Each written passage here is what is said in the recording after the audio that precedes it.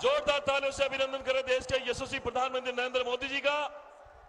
अब मैं मंच संचालन के लिए बहन शिखा से निवेदन करूंगा, आप आए और मंच का संचालन करें।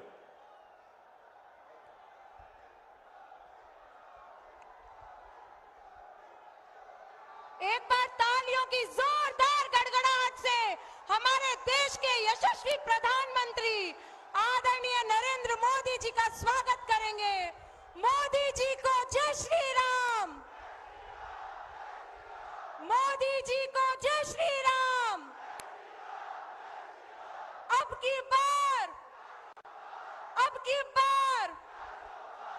की बार श्री नरेंद्र मोदी जिंदाबाद। स्वागत की इस कड़ी में मैं हमारे राजस्थान के माननीय मुख्यमंत्री आदरणीय भजनलाल जी शर्मा से निवेदन करूंगी कि हमारे यशस्वी प्रधानमंत्री जी को राजस्थान की आन बान और शान का प्रतीक साफा पहनाकर उनका स्वागत करें। सभा का उत्साह कम नहीं होना चाहिए।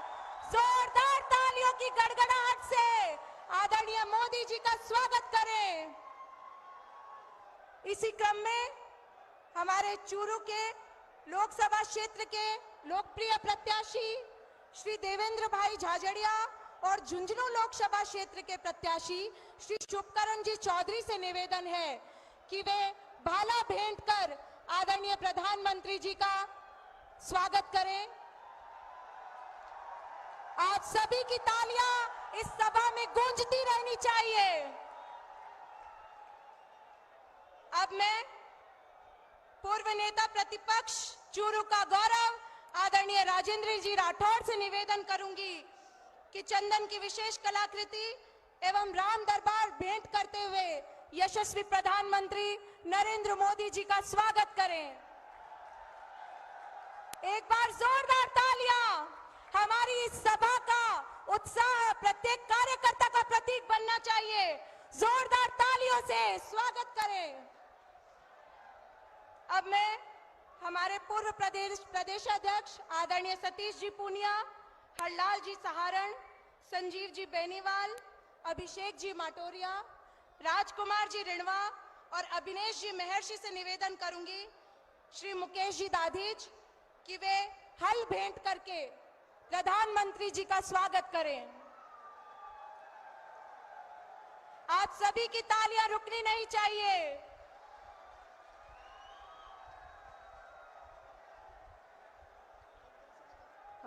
अब मैं निवेदन करूंगी हमारी मातृशक्ति से सुमित्रा जी पूनिया, संतोष जी मेघवाल, संतोष अहलावत जी और मनभरी जी देवी की आदरणीय प्रधानमंत्री जी को फोटो भेंट कर उनका स्वागत करें। हमारी मातृशक्ति के द्वारा सालासर बालाजी की तस्वीर देकर अब स्वागत अभिनंदन किया जा रहा है इस महिला शक्ति के द्वारा। और अब मैं निवेदन करता हूं चूरू के लोकप्रिय भाजपा प्रत्याशी और पैरा ओलंपिक के गोल्ड मेडलिस्ट प्रधानमंत्री मोदी जी के चहेते देवेंद्र झाझड़िया से निवेदन करूंगा कि आइए और अपना संबोधन इस विशाल जनसभा के अंदर प्रदान करें। भाई श्री देवेंद्र झाझड़िया जी।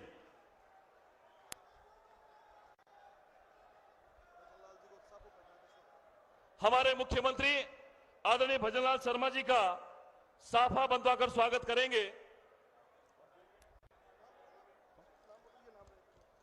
श्री बसंत शर्मा जी, वासुदेव चावला जी, आपसे निवेदन है कि माननीय मुख्यमंत्री का साफा बंधवाकर स्वागत करें और बड़े ही विनम्र शब्दों में देवेंद्र झाझड़िया जी से निवेदन करता हूं आइए और विशाल जनसभा में अपना संबोधन प्रदान करें। चूरू के लोकप्रिय भाजपा प्रत्याशी नरेंद्र मोदी के प्रतीक के रूप में जोरदार ताली बजाकर देवेंद्र झाझड़िया का स्वागत करें। एक बार जोरदार तालियों से हमारे चूरू लोकसभा के प्रत्याशी देवेंद्र भाई झाझड़िया का उत्साहवर्धन करें। जय जय श्री राम। जय जय श्री राम। भाई देवेंद्र जी झाझड़िया।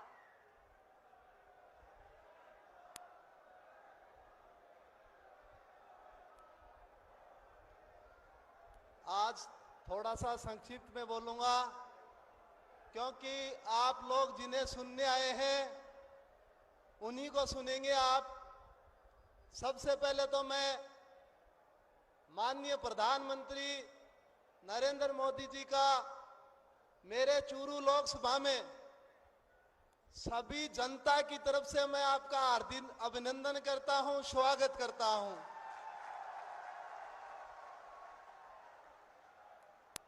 बोलिए भारत माता की, भारत माता की, नरेंद्र मोदी, नरेंद्र मोदी। आदरणीय हमारे यशस्वी, हमारे लोकप्रिय मुख्यमंत्री भजनलाल जी, सम्मानित मंच, मैं तो मंच के माध्यम से कहना चाहता हूं कि माननीय आपने जो मुझे अवसर दिया, ये आपने किसानों को अवसर दिया है, ये आपने दिव्यांगजन को अवसर दिया है। जो 7 करोड़ लोग देश में हैं वो आपका मान सम्मान करते हैं। पहली बार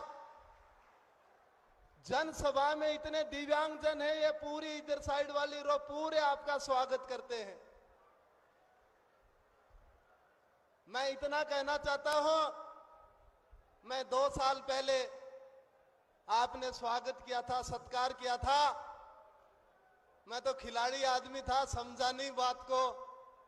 आपने कहा था देवेंद्र आपको अहम जिम्मेवारी देंगे, मैं तो उस दिन समझा नहीं था, अब मेरे समझ में आया है ये। मैं तो किसान परिवार से हूं, आज मैं यहां बैठा हूं, मेरी माँ वहां फसल काट रही है, ये मेरे लिए अच्छी बात है, किसानों के लिए अच्छी बात है। डोर टू डोर जाकर के मैं मिला हूं लोगों से, यहाँ की समस्याएं देखी हैं, क्योंकि मैं तो किसान फैमिली से हूं। युवाओं की बहुत उम्मीद है यहाँ पे, और मैं मंच के माध्यम से कहना चाहता हूं, आज तक आपने कभी भी मुझे किसी काम के लिए मना नहीं किया, ये मेरा सौभाग्य है।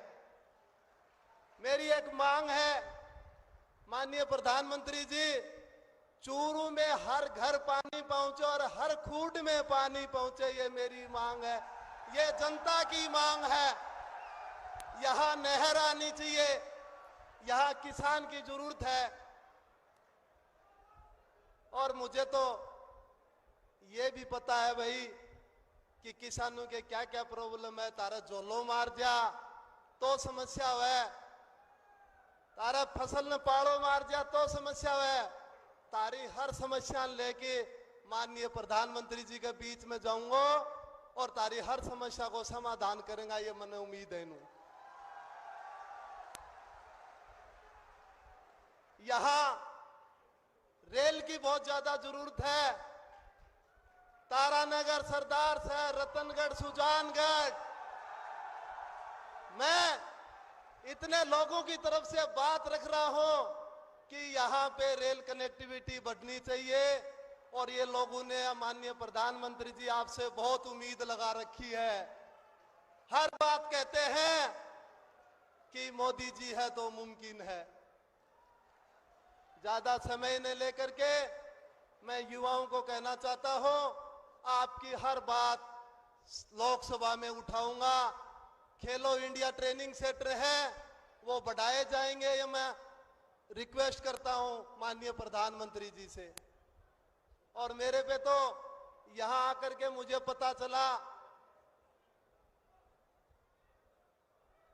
यहां करके मुझे पता चला कि आपका घर घर में जो योजनाएं पहुंची हैं, लोग आपका बहुत आभार जता रहे हैं। और आप पुणे में कहना चाहता हूं, आप यहां चूरू की धरा पे आपका बहुत बहुत स्वागत और सत्कार है। बहुत बहुत धन्यवाद।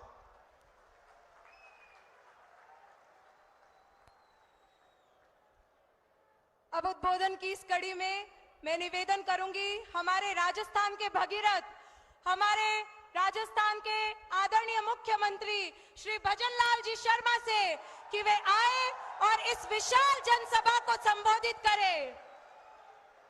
श्रीमान भजनलाल जी भाई साहब।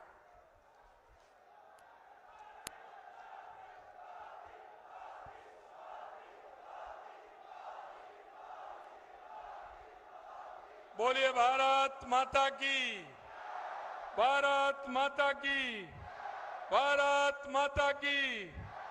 स्वागत है भाई, स्वागत है, स्वागत है भाई, स्वागत है,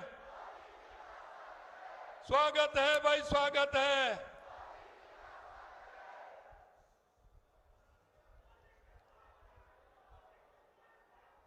हमारे देश के यशस्वी प्रधानमंत्री, दुनिया के सबसे बड़े नेता,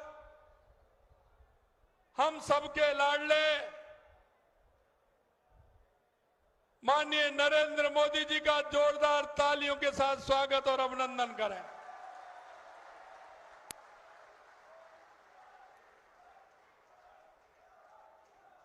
आज के इस कार्यक्रम में हमारे पार्टी के पूर्व प्रदेश अध्यक्ष सम्मानीय सतीश पूनिया जी, हमारे यहाँ के प्रत्याशी भाई देवेंद्र झाझड़िया जी, झुंझुनू के प्रत्याशी शुभकरण जी चौधरी साहब, हमारे पार्टी के वरिष्ठ नेता सम्मानीय राजेंद्र राठौड़ जी, हमारे कैबिनेट में मंत्री भाई अविनाश गहलोत जी, भाई हरलाल सारण जी विधायक चूरू, संजीव बेनीवाल जी विधायक भादरा, अभिषेक जी मटोरिया पूर्व विधायक, अवनेश जी महर्षि साहब, बसंत जी शर्मा साहब, संतोष जी मेघवाल, सुमित्रा जी पूनिया, राजकुमार जी रिड़वा, राजकरण जी चौधरी, राकेश जी जांगेड़, पराक्रम सिंह जी, महावीर जी पूनिया, अशोक पीचा जी, खेमराज मेघवाल जी, नरेंद्र खीचर जी, धर्मपाल जी, मंच पर विराजमान सभी नेतागण और चूरू के गांव-गांव ढाणी ढाणी से आए ये चूरू के वो किसान भाई जिनका बेटा सीमा पर 50 डिग्री टेम्परेचर में काम करता है और या 0 माइनस में काम करता है, और यहाँ का किसान जमीन का सीना चीर करके अनाज पैदा करता है। ऐसे मेरे किसान भाइयों, गांव-गांव ढाणी से आए मेरे पूजा योग बुजुर्गों, नौजवान दोस्तों, मित्रों, मैं हमारे यशस्वी प्रधानमंत्री नरेंद्र मोदी जी का इस चूरू की धरा पर स्वागत और अभिनंदन करना चाहता हूं। और मैं आपको बताना चाहता हूं कि हमारे देश की यशस्वी प्रधानमंत्री नरेंद्र मोदी जी, उनका परिवार पूरा देश है, सभी लोग उनके परिवार के हैं। आपने देखा होगा मित्रों, जब दीपावली आती है तो हम आप घरों में दीपावली परिवार के साथ घरों में मनाते हैं, और हमारे देश के यशस्वी प्रधानमंत्री जी हमारे सैनिक भाइयों के साथ सीमा पर जाकर के दिवाली मनाते हैं। ये हमारे नरेंद्र मोदी जी हैं।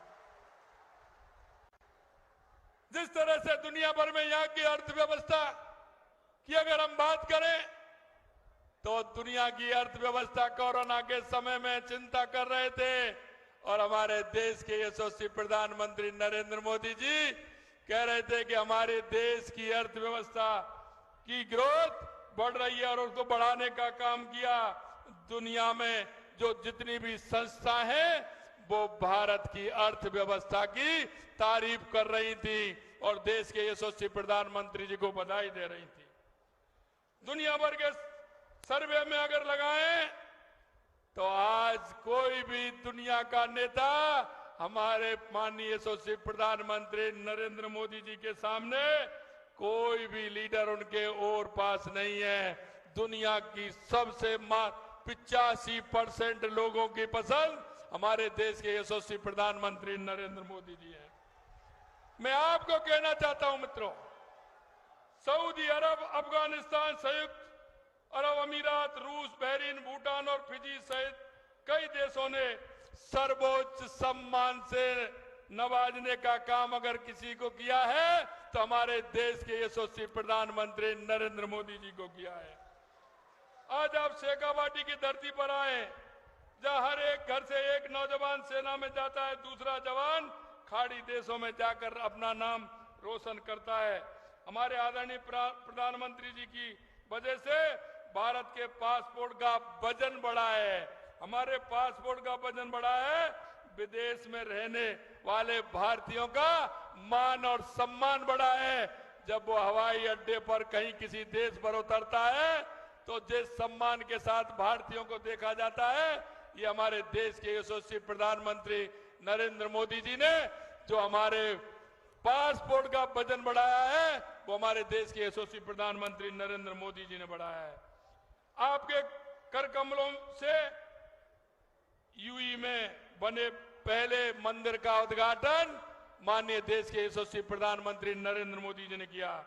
आपने विदेशों में रहने वाले भारतीयों में जो विश्वास पैदा किया है, उन्हें गर्व के साथ वो विश्वास भर देता है और दुनिया में वो अपने आप को समझते हैं कि हम हमारी भारत मां के रहने वाले हैं। हमारा स्वाभिमान और सम्मान किस तरह से दुनिया के लोग करते हैं।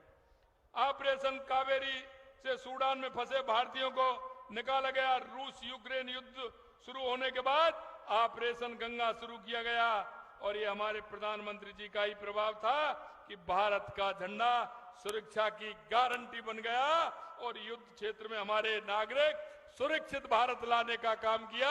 ये हमारे देश के यशस्वी प्रधानमंत्री नरेंद्र मोदी जी ने किया। भारत ने G20 में जिस तरह का विराट आयोजन किया, उसने पूरी दुनिया का ध्यान अपनी ओर खींचा। पूरी दुनिया से आए नेताओं ने हमारे प्रधानमंत्री जी की नेतृत्व क्षमता की दिल खोल के प्रशंसा की और उन्होंने कहा ऐसा नेतृत्व पूरे विश्व में पहली बार देखने को मिलता है कि हमारे प्रधानमंत्री जहां भी जाते हैं लोग कहते हैं कि माननीय नरेंद्र मोदी जी आए हैं, पता नहीं क्या कहेंगे, क्या बात कहेंगे। ये एक उत्सुकता उनके मन में रहती है। हमारे प्रधानमंत्री जी का हर एक शब्द हम देशवासियों के लिए ज्योतिपुंज जैसा है, जिसके आलोक से हमारा देश उन्नति के कर्तव्य पथ पर आगे बढ़ रहा है। आपकी सोच राजपथ के कर्तव्य पथ को बदल देने का काम करती है। ये हमारे देश के यशस्वी प्रधानमंत्री नरेंद्र मोदी जी करते हैं। 2047 तक विकसित भारत के संकल्प को साकार करने के लिए जो आपने जो मार्ग प्रस्तुत किया है, उससे पूरी दुनिया में भारत की छवि सकारात्मक हुई है और भारत के प्रति जो कमजोर देश थे उनके मन में यह भाव पैदा हुआ है कि अगर हम हैं तो हमारे साथ भारत के यशस्वी प्रधानमंत्री नरेंद्र मोदी जी हमारे साथ हैं। दुनिया का कोई देश दूसरा हमारा कुछ नहीं बिगाड़ सकता। ये उनके मन में एक दृढ़ इच्छा शक्ति उनके मन में पैदा हुई है। मित्रों, भारत के 75वें स्वतंत्रता दिवस पूरे देश को अमृतकाल की अवधारणा से आपने परिचित कराया। अमृतकाल न्यू इंडिया के लिए प्रधानमंत्री जी का विजन है, जो देश के लिए एक नया सवेरा, जो भारत की आकांक्षाओं को पूरा करने का मौका अपने साथ लाएगा। आपका यह विचार देश के लिए मॉडल बन गया। मैं ऐसा आज निवेदन करना चाहता हूं मित्रों, निवेदन करना चाहता हूं। राजस्थान में आए हमारी सरकार को 3.5 महीना के लगभग हुए हैं, लेकिन मैं कहना चाहता हूं ये सीकर और झुंझुनू और चूरू को, और मैं आपके माध्यम से माननीय प्रधानमंत्री जी को धन्यवाद भी देना चाहता हूं कि 7 दशक की मांग हमारी यमुना पानी के देश के यशस्वी प्रधानमंत्री नरेंद्र मोदी जी ने पूरी की है। और यह समझौता माननीय प्रधानमंत्री जी ने जिस तरह से हमने बात रखी और किया है, मैं निश्चित रूप से ये हमारी चूरू की धरती, हमारे झुंझुनू की, हमारे सीकर की धरती, हमारी जमीन उपजाऊ है लेकिन पानी की कमी है। हमारे देश के यशस्वी प्रधानमंत्री नरेंद्र मोदी जी ने पीने का पानी भी मिलेगा और खेत के लिए भी पानी मिलेगा। इसके लिए जोरदार तालियों के साथ माननीय प्रधानमंत्री जी का स्वागत और अभिनंदन। मित्रों, मैं कहना चाहता हूं हमारे माननीय यशस्वी प्रधानमंत्री जी की गारंटी यानी पूरा होने की गारंटी, ये गारंटी। और आपने देखा होगा हमने जो SIT गठित करके माननीय प्रधानमंत्री जी के नेतृत्व में जो राजस्थान नकल माफिया बन गया था, उस माफिया को आज आपने देखा है वो 65 से 85 की संख्या पहुंच गई है जिनको गिरफ्तार किया है और अभी आगे और होना है। आप देखते जाइए, जो गारंटी दी है माननीय प्रधानमंत्री जी के नेतृत्व में एक एक गारंटी पूरी होगी। मित्रों, मैं आपसे निवेदन करना चाहता हूं, यहां गैंगस्टर आते थे, आपको पता है जिस तरह से गैंगस्टर आते थे, गोली चला करके चले जाते थे, हमारे उद्योगपतियों को धमकाते थे, हमने एंटी गैंगस्टर फोर्स का माननीय प्रधानमंत्री जी के गारंटी के तहत हमने निर्माण किया और आप देख रहे हैं अब राजस्थान से वो गैंगस्टर भाग रहे हैं। एक भी गैंगस्टर आपको नहीं दिख रहा है। मैं आपसे यही कहना चाहता हूं मित्रों, जो हमने हमारा संकल्प पत्र है, वो संकल्प पत्र हमने हमारे 90 दिनों के अंदर हमने 40 से और 45% तक पूरा करने का काम किया है। हम आपको यही विश्वास दिलाते हैं क्योंकि आपको पता है माननीय हमारे प्रधानमंत्री जी जो कहते हैं वो करते हैं और करते हैं वही कहते हैं। यानी माननीय प्रधानमंत्री जी की गारंटी और पूरा होने की गारंटी, मैं यही आपको विश्वास दिलाता हूं मित्रों। हमारा राजस्थान माननीय यशस्वी प्रधानमंत्री जी के नेतृत्व में जो आपसे हमने वायदे किए हैं उन वायदों को भी पूरा करेंगे और माननीय प्रधानमंत्री जी की गारंटी और वो गारंटी की भी गारंटी देते हुए उस काम को पूरा करेंगे। मैं इतना ही आप सभी को विश्वास दिलाता हूं। आप सभी को बहुत बहुत धन्यवाद। पुनः माननीय प्रधानमंत्री जी को एक बार जोरदार तालियों के साथ स्वागत और अभिनंदन। जय हिंद, जय भारत।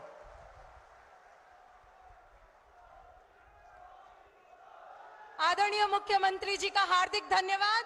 मुझे पूरा विश्वास है कि चूरू की पावन धरा से उठी ये गूंज प्रत्येक कार्यकर्ता में उत्साह भरने का कार्य करेगी। एक बार दोनों हाथ उठाकर मेरे साथ कहिए, अब की बार, अब की बार। और अब मैं बुलाना चाहूंगी जिन्हें सुनने के लिए हम सब उत्साहित हैं, प्रत्येक भारतीय को विश्व पटल पर गौरवान्वित करने वाले लाखों करोड़ों युवाओं के आदर्श, विश्व के सबसे लोकप्रिय नेता, हाँ, हमारे प्रधानमंत्री आदरणीय नरेंद्र मोदी जी को। आदरणीय प्रधानमंत्री जी आप आए और इस विशाल जनसमूह को संबोधित करें। आदरणीय प्रधानमंत्री। राम राम साहब।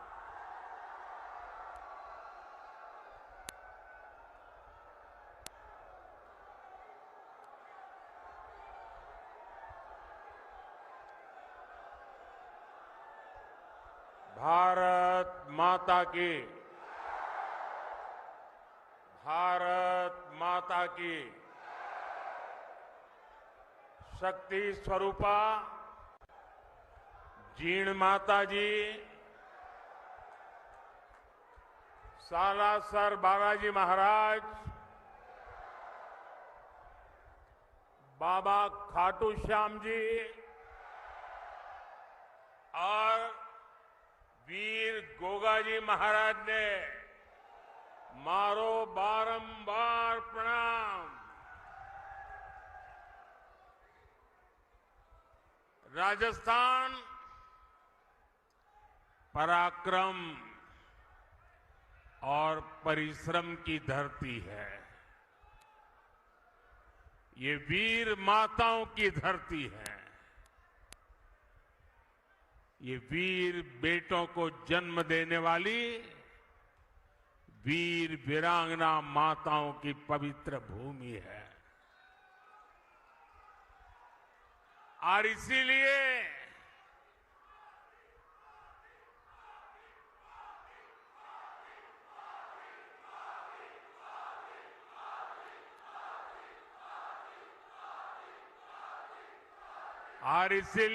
राजस्थान जो ठान लेता है वो पत्थर की लकीर बन जाता है। और यही जज्बा मेरे सामने देख रहा।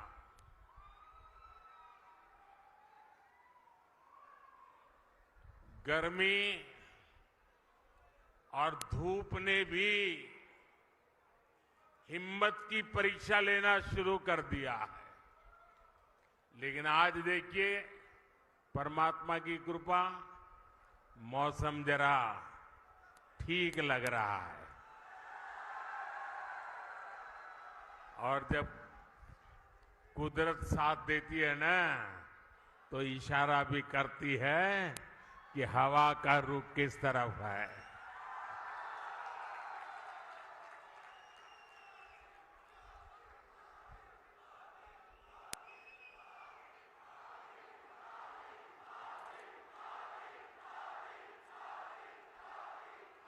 साथियों, राजस्थान का किसान, मेरे राजस्थान का नौजवान और आप सब माताएं बहनें इतनी बड़ी संख्या में दूर दूर से हमें अपना आशीर्वाद देने आए हैं और पूरा राजस्थान कह रहा है, फिर एक बार, फिर एक बार, फिर एक बार। और आज चूरू ने ये बता दिया है कि 4 जून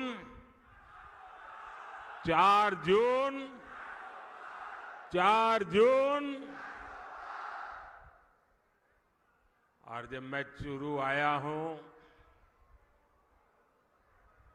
तो दिल्ली से नरेंद्र देवेंद्र के लिए आशीर्वाद मांगने आया है। और जब नरेंद्र देवेंद्र के लिए आशीर्वाद मांगता है तो आप लोग छप्पर फाड़ करके दे देते हैं।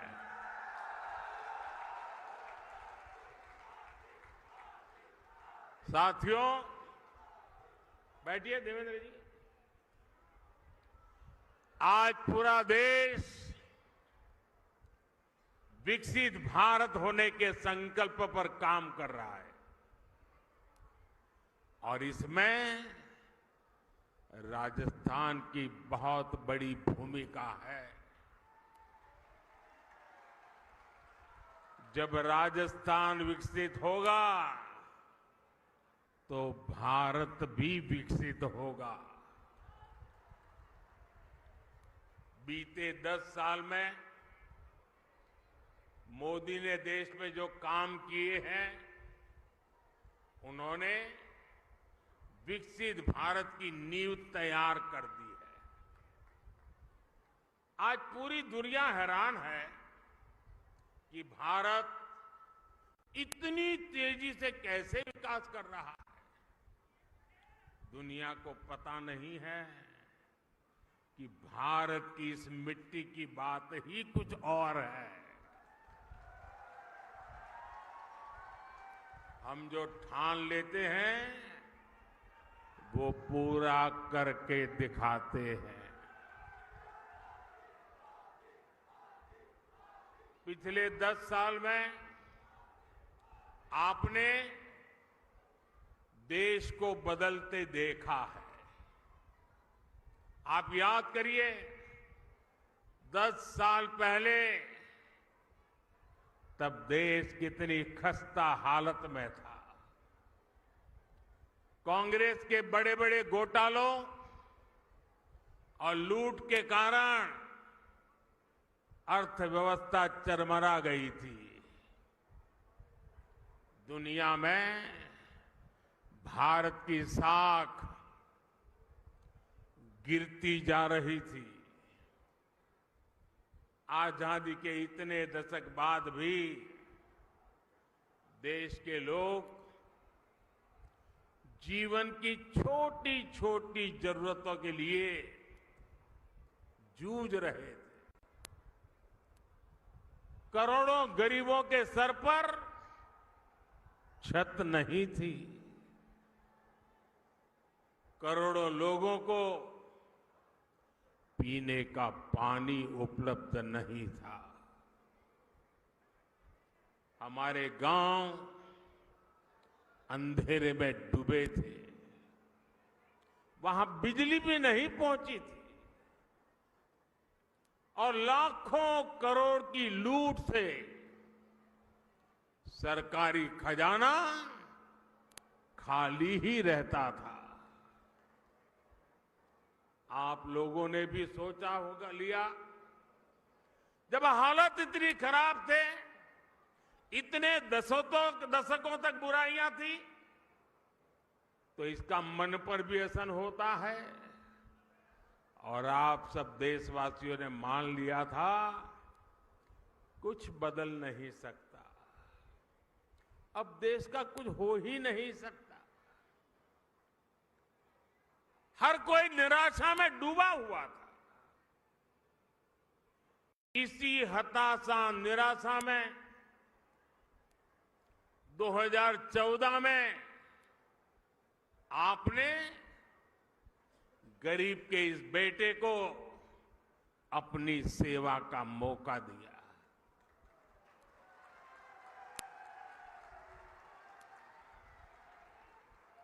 हताशा निराशा ये मोदी के पास भी नहीं फटक सकती। और मैंने तय किया कि हालात बदलने ही होंगे। और मेरे लिए तो मेरा भारत मेरा परिवार है।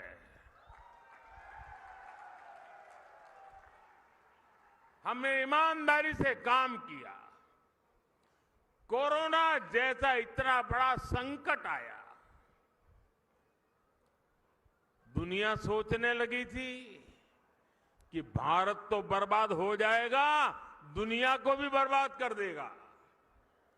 लेकिन इसी संकट में हम भारतीयों ने अपने देश को दुनिया की 5वीं सबसे बड़ी अर्थव्यवस्था बना दिया।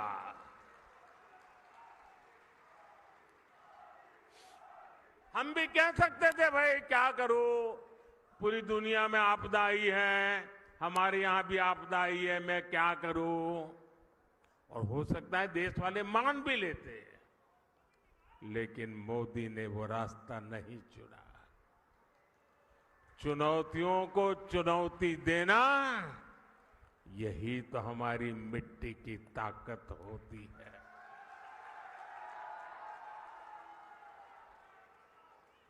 और हमारे राजस्थान में तो कहते हैं, अपनी करनी पार उतरनी। हमने परिश्रम किया और परिणाम ला करके दिखा दिया। 10 वर्षों में हमने करोड़ों गरीबों को प्रधानमंत्री आवास योजना के तहत पक्के आवास दिए, पक्के घर दिए। जिनकी 3-3, 4-4 पीढ़ी झुग्गी झोपड़ी में जिंदगी गुजारती थी, जो फुटपाथ पर जीने के लिए मजबूर थे, ऐसे करोड़ों लोगों को पक्के घर दिए। और मुझे खुशी इस बात की है कि हमने जो पक्के घर दिए ना, उसमें अधिकतर पक्के घर मेरी माताओं, बहनों, बेटियों के नाम पर है। वरना हम तो जानते हैं हमारी समाज रचना ऐसी रही है कि घर होगा तो पुरुष के नाम पर, गाड़ी होगी पुरुष के नाम पर, खेत होगा पुरुष के नाम पर, दुकान होगी पुरुष के नाम पर, सब कुछ पुरुष के नाम पर। मोदी ने तय कर लिया कि सरकार जो घर देगी वो मेरी महिलाओं के नाम पर होगा। आप याद करिए, पहले जब घर बनाने के नाम पर योजनाएं आती थी तब क्या होता था, गरीब को पता भी नहीं चलता था। उसके नाम का पैसा सरकार में बैठे लोग और उनकी पार्टी के लोग खा जाते थे। लेकिन अब पैसा सीधे गरीब के खाते में जा रहा है। अब गरीब को पक्का घर भी मिल रहा है, घर में जरूरत की सुविधाएं भी मिल रही है। साथियों, आज जब जीवन आज जब हम जल जीवन मिशन योजना लेकर घर घर में पानी का कनेक्शन भी देने का लगातार प्रयास कर रहे हैं। राजस्थान में करीब 50 लाख घरों में पीने का पानी पहुंचाने का कनेक्शन दिया जा चुका है।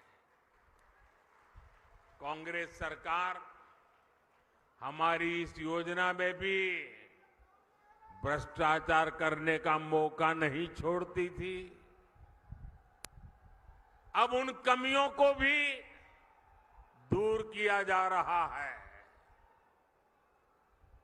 वहां पीछे सुनाई नहीं देता क्या? सुनाई दे रहा है? अच्छा, ये तो आपका उत्साह है इसलिए।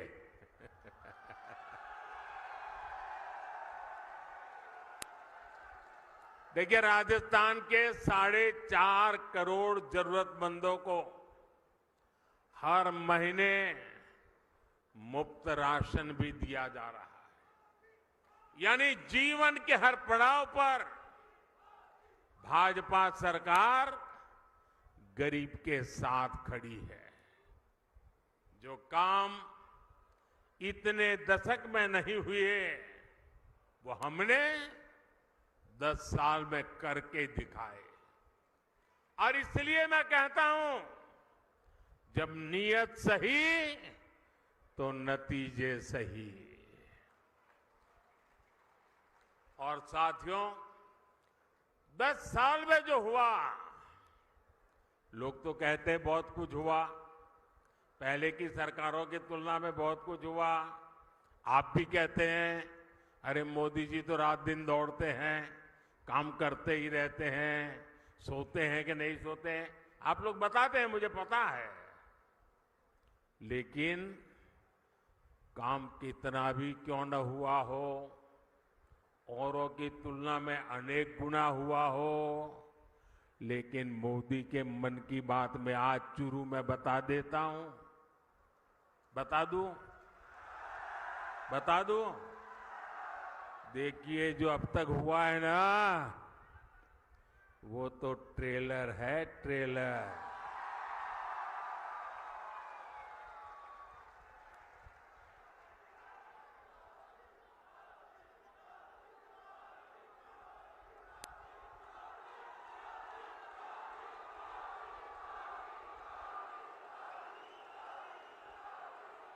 आप आजकल बड़ी बड़ी होटल में खाना खाने जाते हैं ना, तो पहले एपेटाइजर लेकर के आते हैं, थोड़ी थोड़ी 2, 3, 4 जरा बड़ी चटाकेदार चीजें परोसते हैं। तो कभी लगता है यार इतना आ गया, पेट तो भर गया, आप खाना क्या खाएंगे। ये जो मोदी ने किया है ना, वो तो एपेटाइजर है, एपेटाइजर। अभी तो पूरी खाने की थाली आधी बाकी है। बहुत कुछ करना है भाइयों, बहुत सारे सपने हैं। हमें देश को बहुत आगे लेके जाना है। साथियों, आज देश में मोदी की गारंटी की चर्चा हो रही है। मोदी की गारंटी कैसे पूरी होती है और कितनी रफ्तार से पूरी होती है, राजस्थान उसका बहुत बड़ा उदाहरण है। मैंने मेरी माताओं बहनों को गारंटी दी थी कि गरीबों का उज्ज्वला सिलेंडर सस्ता किया जाएगा। ये गारंटी पूरी हो गई है। मैंने युवाओं को गारंटी दी थी कि बीजेपी सरकार बनते ही कांग्रेस के पेपर लीक इंडस्ट्री के खिलाफ जांच बिठाई जाएगी। ये गारंटी भी पूरी हो गई है। मैंने ये भी गारंटी दी थी कि राजस्थान का मेरा किसान, शेखावटी के मेरे लोगों के लिए पानी की समस्या को खत्म किया जाएगा। जिस ईआरसीपी प्रोजेक्ट को कांग्रेस ने लटका कर रखा था, हमने उसे न केवल स्वीकृत किया बल्कि तेजी से काम भी जारी है। इससे पीने के पानी और लाखों हेक्टेयर जमीन को सिंचाई का भी लाभ मिलेगा। हमने हरियाणा से समझौता करके शेखावटी में पानी लाने का रास्ता भी साफ कर दिया है। भाइयों और बहनों, भाजपा जो कहती है वो जरूर करती है। दूसरी पार्टियों की तरह भाजपा केवल घोषणा पत्र नहीं जारी करती, हम तो संकल्प पत्र लेकर के आते हैं। 2019 में हमने जो संकल्प पत्र जारी किया था उसके ज्यादातर संकल्प पूरे हो चुके हैं और 2 साल कोविड के संकट के बावजूद भी मोदी ने आपको जो वादा किया था वो वादा पूरा करने के लिए एड़ी चोटी का जोर लगा दिया है। राजस्थान के मेरे भाई बहन, जम्मू कश्मीर की धरती पर जो मेरे वीर जवान शहीद हुए ना, उसमें मेरे इस शेखावटी के जवान भी शहादत मोली थी। उस जम्मू कश्मीर जहां पर मेरे राजस्थान के वीरों का रक्त आज उस जम्मू कश्मीर से आर्टिकल 370 खत्म हो गया।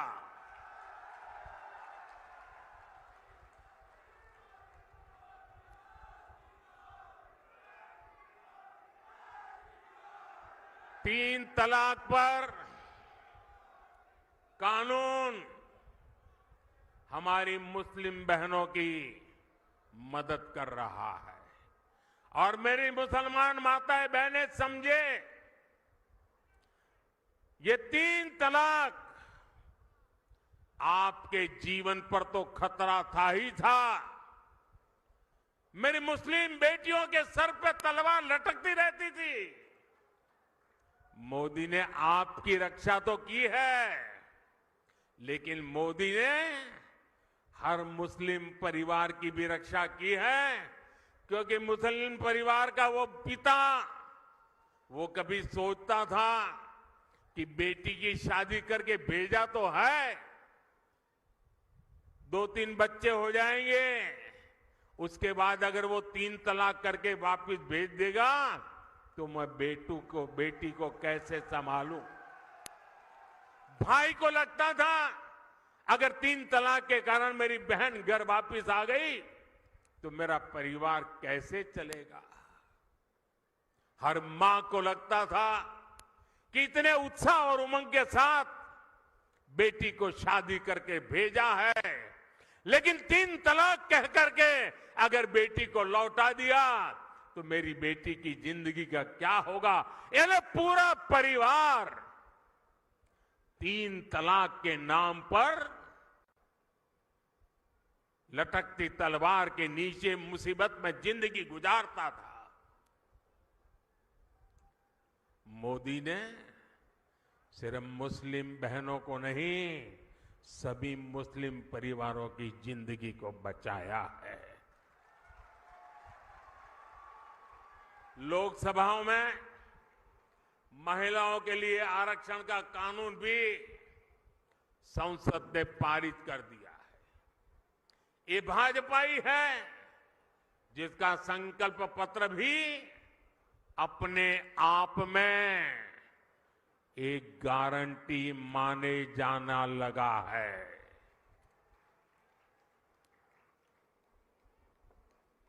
साथियों,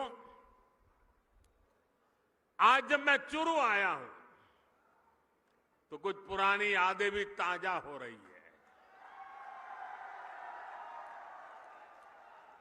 इससे पहले मैं जब 26 फरवरी 2019 में चुरू आया था तो उसी समय देश ने बालाकोट में एयर स्ट्राइक की थी। हमने आतंकियों को सबक सिखाया था और तब मैंने जो शब्द कहे थे, चूरू की धरती पर जिन शब्दों को मैंने दोहराया था, मैं आज फिर एक बार इस वीरों की धरती पर आया हूं तो मेरे उन भावों को दोहराता हूं। तब मैंने कहा था, यही चूरू में कहा था, सौगंध मुझे इस मिट्टी की,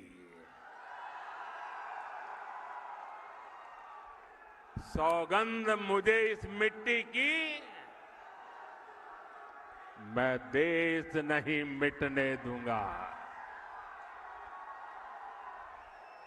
मैं देश नहीं रुकने दूंगा, मैं देश नहीं झुकने दूंगा। मेरा वचन है भारत मां को, तेरा शीश नहीं झुकने दूंगा।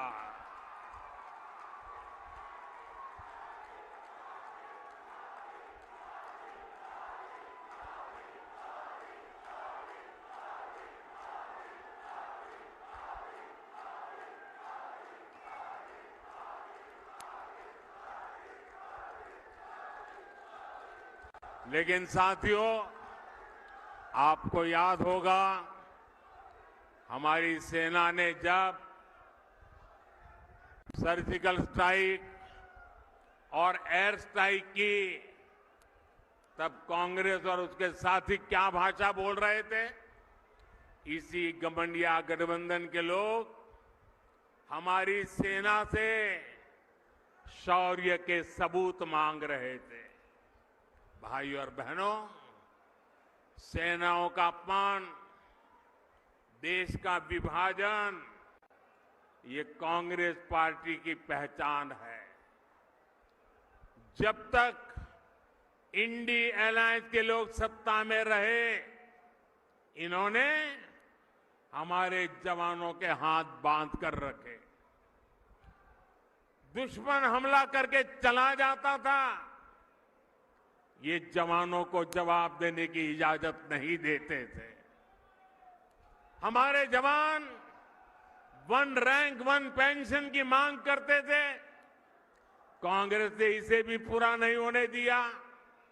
हमारी सरकार बनी तो हमने सैनिकों को 1 रैंक 1 पेंशन का अधिकार भी दिया और सीमा पर पलटवार करने की छूट भी, खुली छूट दे दी। आज दुश्मन को भी पता है ये मोदी है, ये नया भारत है, ये नया भारत घर में घुसकर मारता है।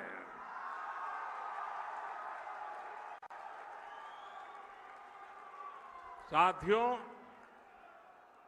देश हित से भी ज्यादा कांग्रेस ने हमेशा तुष्टीकरण को प्राथमिकता दी है। ये लोग तुष्टीकरण के लिए किस हद तक जा सकते हैं, ये देश ने देखा है। ये वो लोग हैं जिन्होंने कोर्ट में जाकर कहा था कि प्रभु श्री राम तो काल्पनिक है। अभी कुछ महीने पहले ही अयोध्या में भव्य राम मंदिर का सपना पूरा हुआ।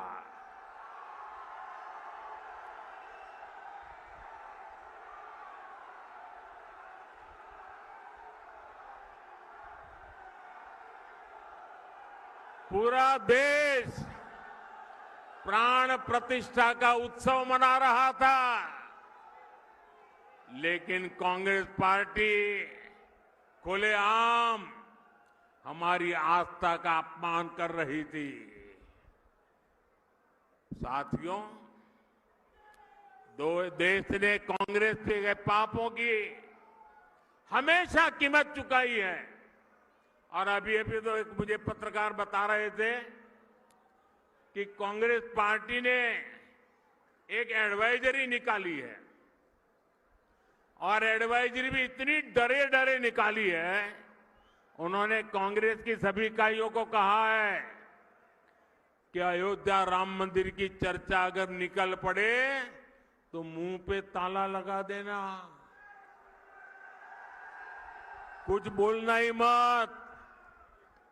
उनको लगने लगा है कि अगर राम का नाम लिया तो पता नहीं कब राम राम हो जाए। ये हाल हो गया उनका, एडवाइजरी निकालनी पड़ रही है। भाइयों बहनों, हमारा देश, हमारी आस्था, इनका इतना घोर अपमान ये देश सह नहीं सकता है। लेकिन भाइयों बहनों, अब जब इन परिवारवादी भ्रष्टाचारियों की लूट का हिसाब हो रहा है तो ये सब एक हो गए हैं। मैं कहता हूं, भ्रष्टाचार हटाओ, तो वो कहते हैं भ्रष्टाचारी बचाओ। अब मुझे बताइए, भ्रष्टाचार हटना चाहिए कि नहीं हटना चाहिए?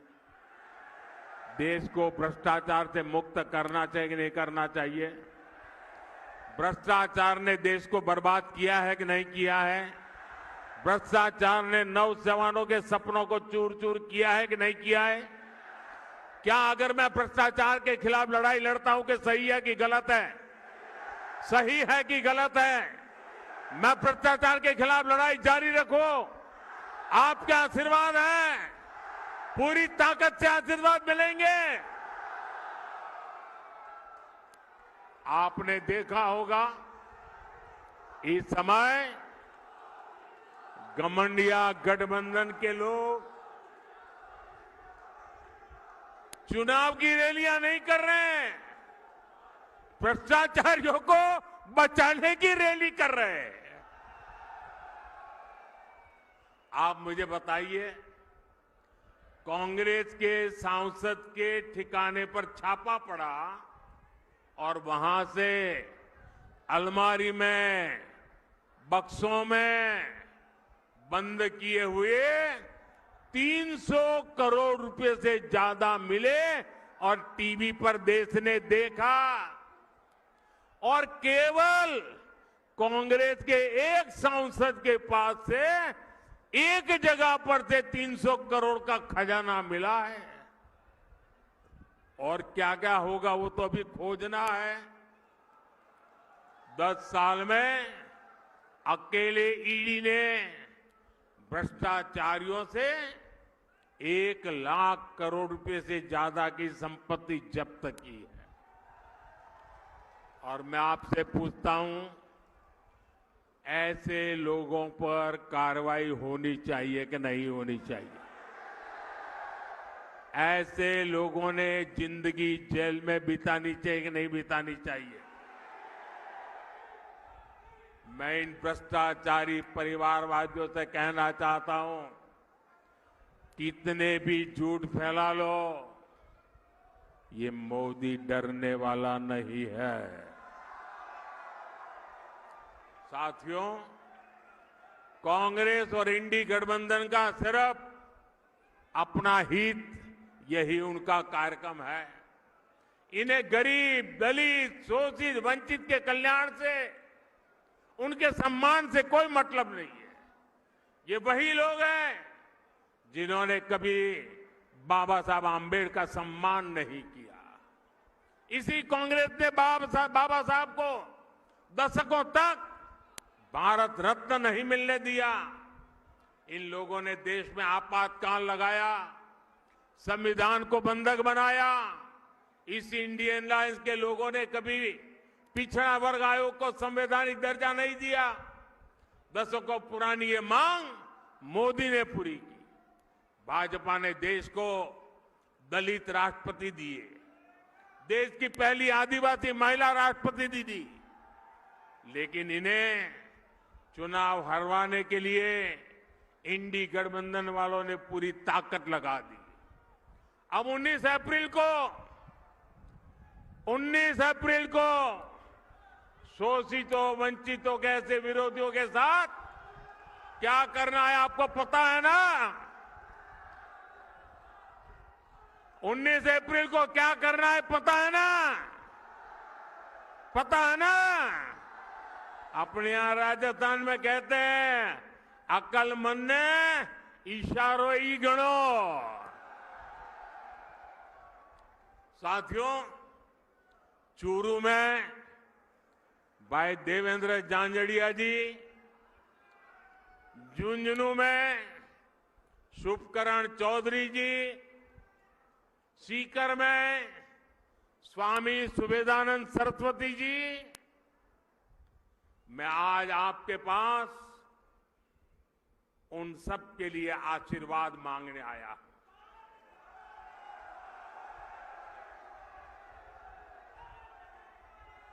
और आप में से बहुत कम लोगों को पता होगा, मैं आज बता देना चाहता हूं,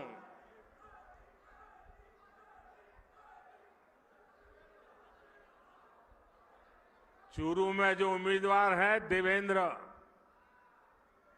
और दिल्ली में है नरेंद्र। आप में से बहुत कम लोगों को पता होगा, देवेंद्र के साथ मेरा बहुत पुराना निकट नाता रहा है।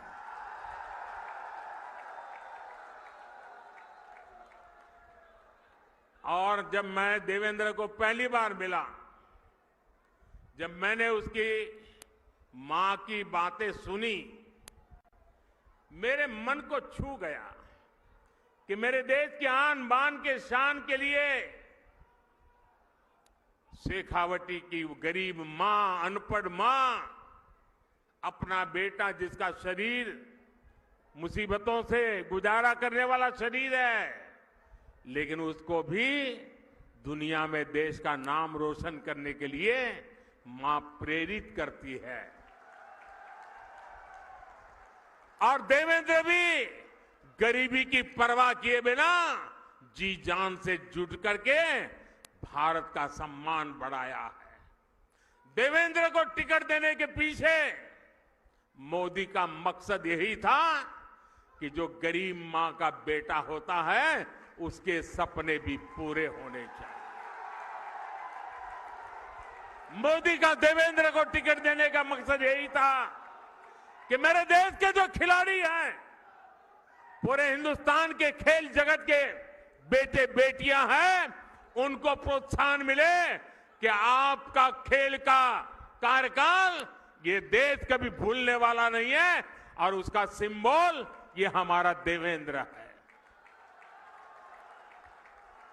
और इसलिए मैं चूरू वासियों से विशेष रूप से ऐसा गरीबी से ही लड़ा, ऐसा नहीं, दुनिया में जाकर के देश का डंका बजाया।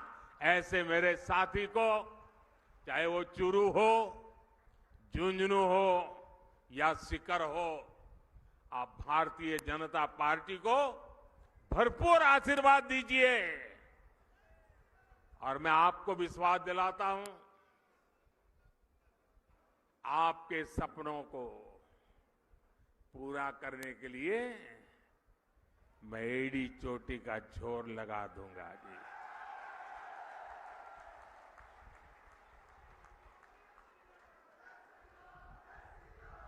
गर्मी कितनी क्यों न हो, मतदान पूरा होगा कि गर्मी के कारण मतदान कम होगा, ऐसा नहीं होगा ना। घर घर जाएंगे, माताओं बहनों को मेरी बात बताएंगे, चुनाव जीतने के लिए मतदान करेंगे। अच्छा, मेरा एक और काम करेंगे, मेरा पर्सनल काम है, करेंगे। घर घर जाकर कहना कि हमारे मोदी जी चुरू आए थे और मोदी जी ने आपको प्रणाम भेजा है। मेरा प्रणाम पहुंचा देंगे।